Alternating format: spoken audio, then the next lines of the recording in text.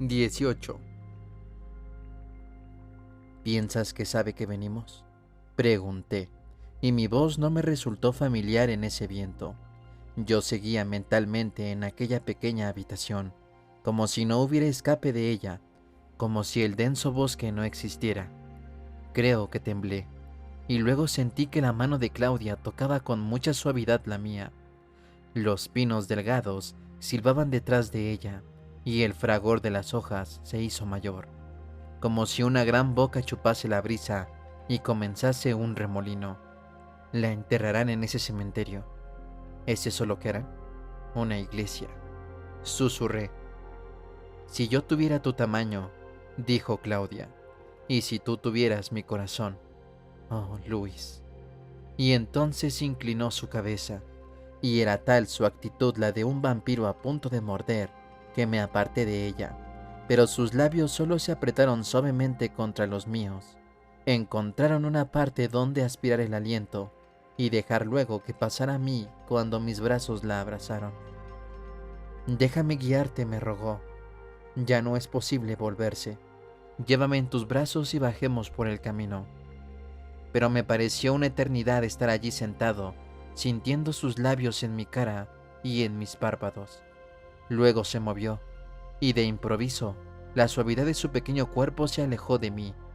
Hizo un movimiento tan grácil y rápido que pareció volar en el aire al lado del carruaje, con su mano aferrada a la mía un instante, y luego dejándose ir. Entonces bajé la vista para encontrarla mirándome, de pie en el camino y en medio del charco de luz de la linterna. Me hizo un gesto cuando retrocedió en pie tras el otro. Luis, baja, hasta que amenazó con desaparecer en la oscuridad. Y, en un segundo, quité la linterna del gancho y estuve a su lado entre las altas hierbas. No sientes el peligro, le susurré. No lo puedes respirar en el viento. Una de esas sonrisas rápidas y elusivas apareció en sus labios cuando se dio vuelta para dirigirse a la colina. La linterna mostró un sendero entre el alto bosque. Se abrochó su abrigo de lana y avanzó.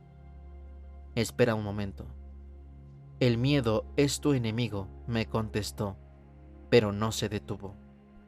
Avanzó delante de la luz, con el paso seguro, sereno, aun cuando las altas hierbas se dieron el lugar a montones de piedra y el bosque se espesó y la torre distante desapareció con la retirada de la luna y con las grandes redes de las ramas en lo alto. Pronto el ruido y el olor de los caballos murieron en el viento bajo. Sigue alerta, susurró Claudia mientras avanzaba sin cesar, solo deteniéndose aquí y allí cuando las piedras y los matorrales parecían formar un refugio. Pero las ruinas eran antiguas. Si había sido la plaga o el fuego o el enemigo lo que había asolado el poblado, eso no lo sabíamos. En verdad, únicamente el monasterio permanecía.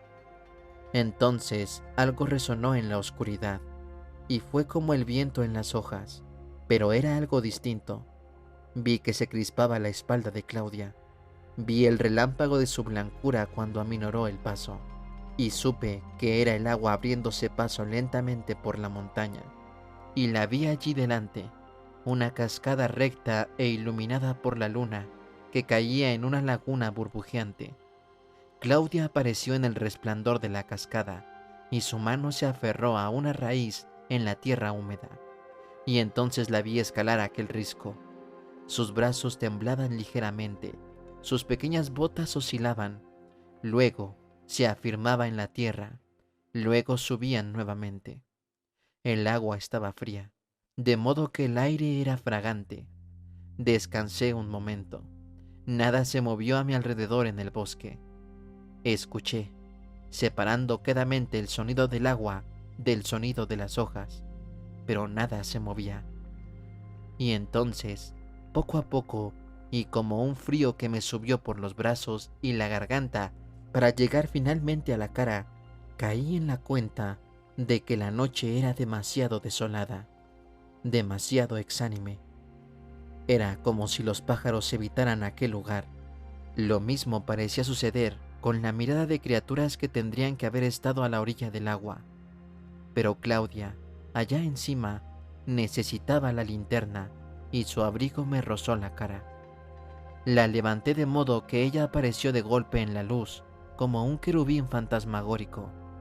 Alargó una mano como si, pese a su pequeño tamaño, pudiera ayudarme a subir. En un momento, volvimos a avanzar, contra la corriente y subiendo la montaña. ¿Lo sientes?, me preguntó. Todo está demasiado silencioso. Pero su mano se aferró a la mía como para rogarme silencio. La colina se volvió más escarpada y la quietud era exasperante. Traté de mirar los límites de la luz, de ver cada tronco nuevo cuando se presentaba ante nosotros. Algo se movió y cogí a Claudia, casi empujándola, pero solo fue un reptil que marchaba entre las hojas con el látigo de su rabo. Las hojas volvieron a quedarse inmóviles, pero Claudia se apretó aún más contra mí, bajo los dobleces de mi capa, con una mano aferrada firmemente a la tela de mi abrigo, y pareció empujarme adelante, y mi capa cayó sobre la suya. Pronto desapareció el olor del agua, y, cuando la luna brilló clara un instante, pude ver delante lo que me pareció un camino. Claudia agarró la linterna y cerró su portezuela de metal. Quise detenerla. Mi mano luchó con la suya, pero entonces me dijo en voz baja: cierra los ojos un momento, luego ábrelos lentamente, y, cuando lo hagas, lo verás. Me estremecí cuando lo hice, aferrado a su hombro, pero cuando abrí los ojos, vi detrás de los troncos distantes de los árboles los largos muros del monasterio y la alta cima cuadrada de la masiva torre. Mucho más lejos, encima de un inmenso valle negro, brillaban los picos nevados de las montañas. Ven, me dijo, serenamente, como si tu cuerpo no tuviera peso, y, sin vacilar, empezó a caminar hacia aquellos muros, hacia lo que nos esperase en aquel refugio. En pocos segundos encontramos la abertura que nos permitiría pasar, la gran entrada que era aún más negra que las paredes a su alrededor, con las enredaderas tapando sus bordes como para mantener a las piedras en su sitio. Arriba, a través del techo abierto, el olor húmedo de las piedras me crispó la nariz, y allí arriba, detrás de las masas de nubes, vi un débil relumbrar de estrellas. Una inmensa escalera iba de esquina a esquina hasta el alto ventanal que se abría al valle, y debajo del primer rellano, en la oscuridad, apareció la gran puerta negra que daba a los demás recintos del monasterio. Claudia se quedó quieta como si se hubiera convertido en piedra. Bajo la húmeda bóveda no se le movía ni un cabello. Estaba escuchando. Y entonces me puse a escuchar también, a su lado. Solo se oía el rumor del viento. Ella se movió lenta, deliberadamente y, con un pie, abrió poco a poco un espacio en la tierra húmeda delante de ella. Allí pude ver una piedra chata y ancha que resonó hueca cuando ella la pisó suavemente con el tacón. Luego pude ver cómo se levantaba una de las esquinas, y se me ocurrió una imagen, mortífera en sus formas, la de la banda de hombres y mujeres del pueblo que rodeaban a la piedra y la levantaban con una inmensa cuña. Los ojos de Claudia repasaron las escaleras y se fijaron en la ruinosa puerta arruinada debajo de ellas. La luna iluminó un instante a través de una ventana baja. Entonces Claudia retrocedió tan súbitamente que quedó a mi lado sin haber hecho un solo sonido. ¿Lo oyes?, susurró. Escucha. Era tan débil que ningún mortal podía haberlo oído, y no provenía de las ruinas. Venía no del distante sendero por el que habíamos subido, sino de otro, en las alturas de la colina, directamente unido al pueblo. Por ahora nada más que un crujido, pero era continuo.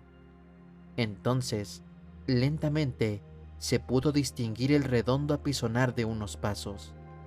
Claudia me cogió de la mano y, con una presión silenciosa, me hizo avanzar hasta debajo de la escalera. Pude ver los dobleces de su vestido que se movían suavemente debajo del borde de su capa, El resonar de los pasos aumentó, y empecé a percatarme de que un paso seguía al otro con energía, pero que el primero se arrastraba en la tierra. Era un paso de cojo que se acercaba cada vez más por encima del suavísimo silbido del viento. Me latió fuerte el corazón, y sentí que se me hinchaban las venas. Un temblor me recorrió los miembros, y sentía la tela de mi camisa contra la piel, la dureza del cuello, el frotar de los botones contra mi capa. Luego me llegó un vago aroma. Era el olor de la sangre, que de inmediato me excitó. En contra de mi voluntad, el olor cálido y dulce de la sangre humana, sangre que había sido derramada, que fluía. Y entonces sentí el olor de la carne viva, y oí, al son de los pasos, una respiración ronca y agitada. Pero además, había otro sonido, débil y entremezclado con el primero.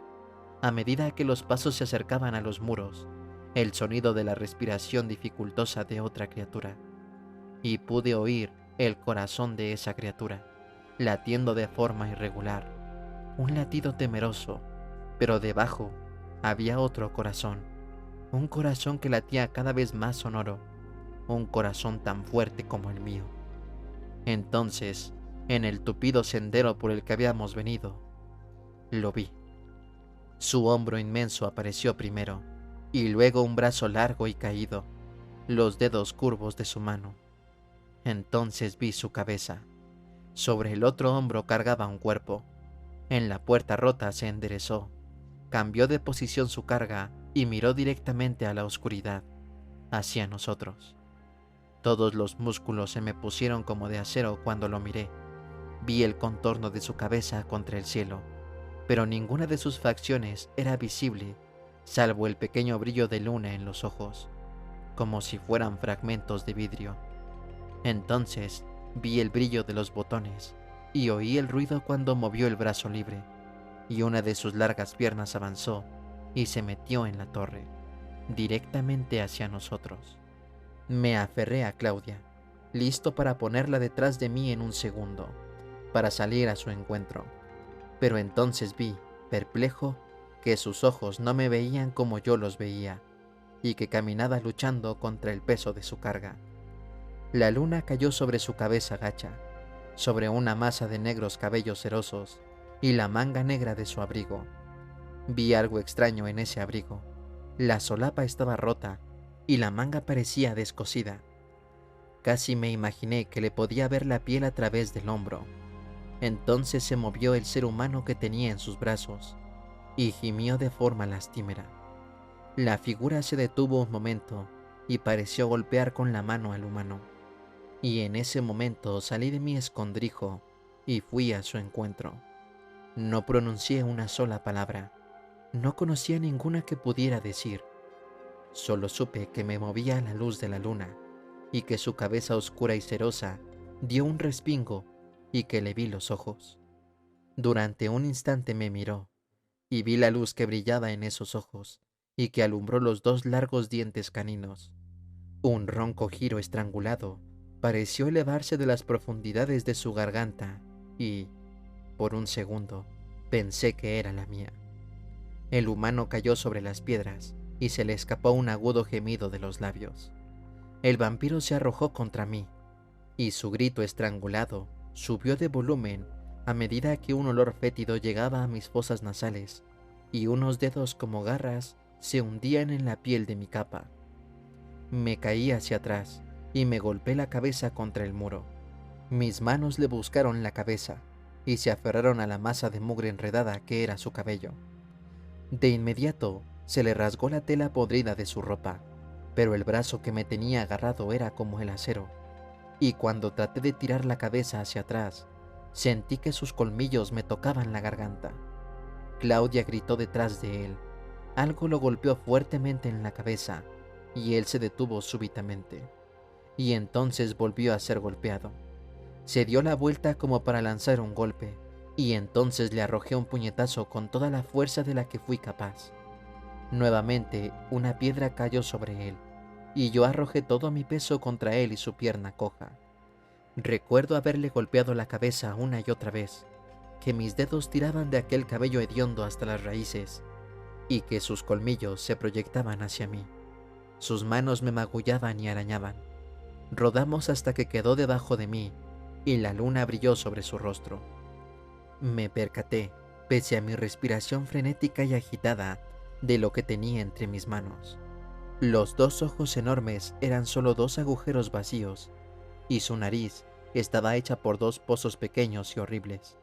Únicamente una carne pútrida y arrugada cubría su cráneo, y las telas podridas y gastadas que cubrían su estructura estaban llenas de tierra y moho y sangre. Yo estaba luchando contra un cadáver animado y sin mente, pero entonces todo terminó. De arriba, una piedra afilada cayó sobre su frente, y un chorro de sangre le salió entre los ojos. Luchó, pero otra piedra le cayó con tal fuerza que oí que se le rompían los huesos.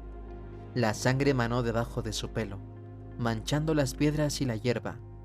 El pecho se agitó debajo de mí, y luego se quedó quieto. Me levanté, con mi corazón ardiendo, y me dolió cada fibra de mi cuerpo. Por un momento, la gran torre pareció inclinarse, pero luego se enderezó. Me apoyé en el muro, mirando aquella cosa y la sangre que le salía por las orejas. Poco a poco, me di cuenta de que Claudia estaba arrullada sobre su pecho, que reconocía su cabello y los huesos que habían formado su cabeza. Reunía los fragmentos de su cráneo. Habíamos conocido al vampiro europeo. La criatura del viejo mundo estaba muerto. Durante largo rato, dijo tras una pausa el vampiro, me quedé echado en la ancha escalinata, ignorante de la tierra que la cubría, con mi cabeza muy fría contra la tierra, mirándolo. Claudia estaba a sus pies, con las manos caídas a sus costados. Vi que cerraba los ojos un instante, y los dos párpados pequeños hicieron de su cara una estatua blanca iluminada por la luna, inmóvil. Claudia, le dije. Se sobresaltó. Estaba más decaída de lo que casi nunca la había visto.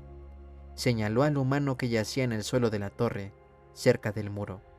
Aún estaba inmóvil, pero yo sabía que no estaba muerto. Me había olvidado de él por completo. El cuerpo me dolía, y aún tenía nublados los sentidos por el hedor del cadáver sangrante.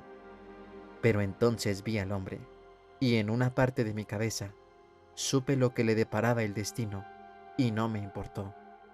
Yo sabía que apenas faltaba una hora para el alba. Se está moviendo, dijo ella, y traté de levantarme de los escalones. Mejor que no se despierte, mejor que jamás se despierte, quise decir, al pasar indiferente al lado de la cosa que casi nos mataba a los dos. Vi la espalda de Claudia y al hombre moviéndose delante de ella, con sus pies retorciéndose en la hierba. No sé lo que esperaba ver a medida que me acercaba.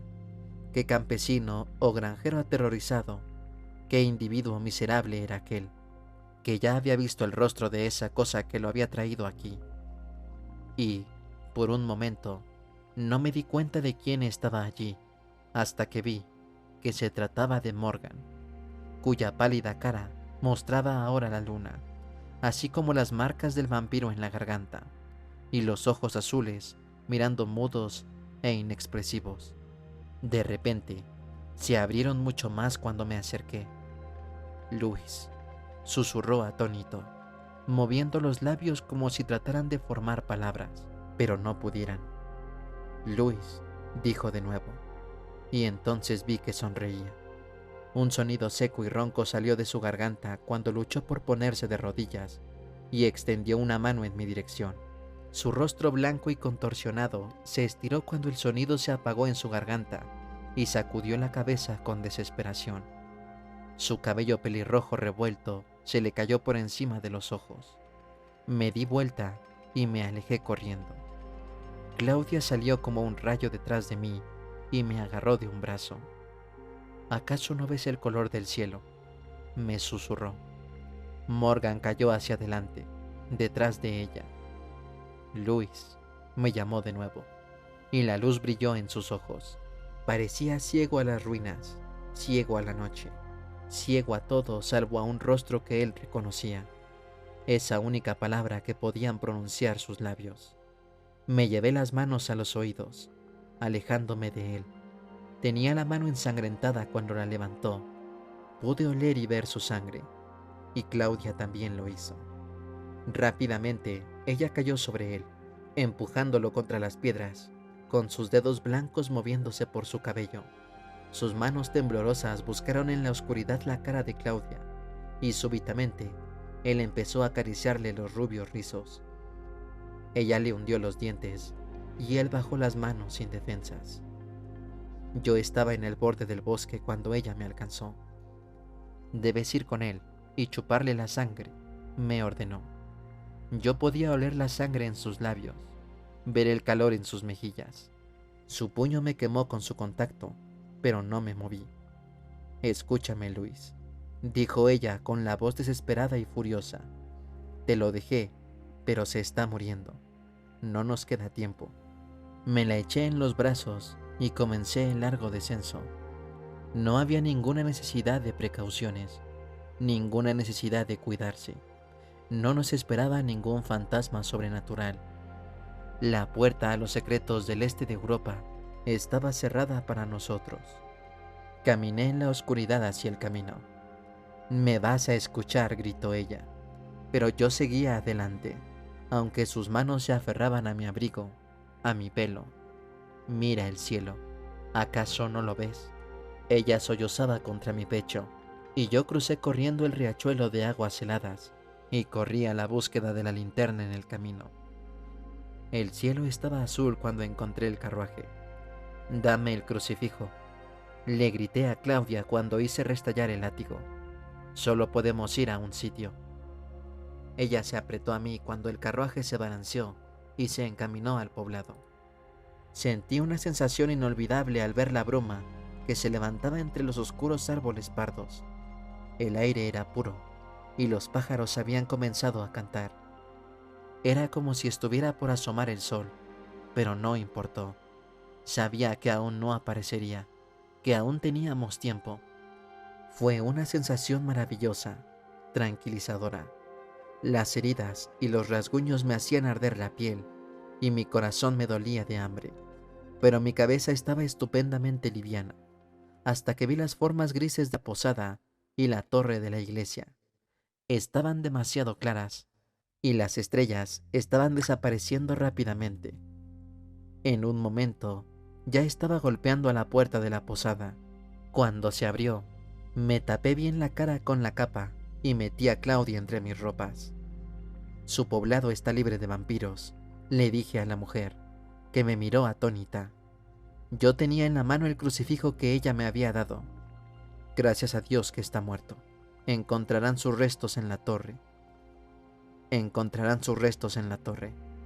Dígaselo a su gente de inmediato». Concluí y entré en la posada. Los congregados se alborotaron de inmediato, pero yo insistí en que estaba absolutamente agotado. Debía orar y descansar.